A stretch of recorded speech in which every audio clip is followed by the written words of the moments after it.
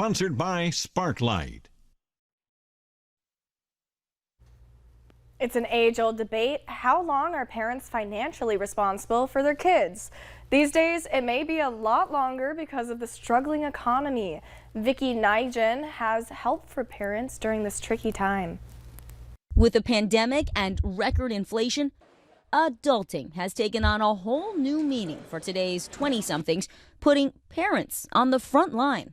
In these tough economic times, some are looking for ways to financially protect their adult children for longer, with everything from family cell phone plans to keeping young adults on health insurance plans until they're 26, to living at home for longer. They still feel very responsible for the lives of their children and the livelihoods of their children. According to a recent survey, nearly a third of young adults moved back home during the pandemic. 2/3 still remain with their parents, and more than half say they moved back out of necessity. The cost of living still daunting. Apartment rent prices rising 15% from last year, making the average cost above $2,000 a month. For 25-year-old Zoe Zarenda, between inflation and student loan debt, the only answer was to move back into her childhood bedroom in Connecticut.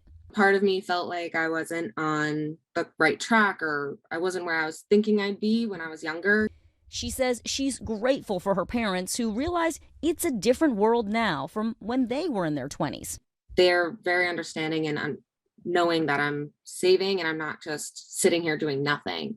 You know, I have a plan.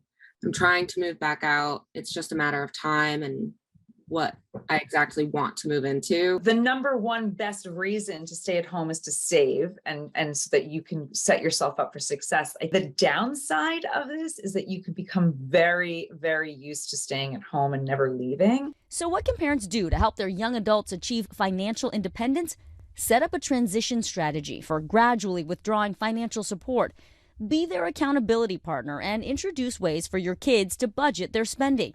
If they're living at home, find ways for them to contribute around the house, from fronting grocery or utility bills to handling housework to cut your expenses. And consider having them pay some rent. Everyone should have an open discussion about what the parameters are, what the rules of engagement are.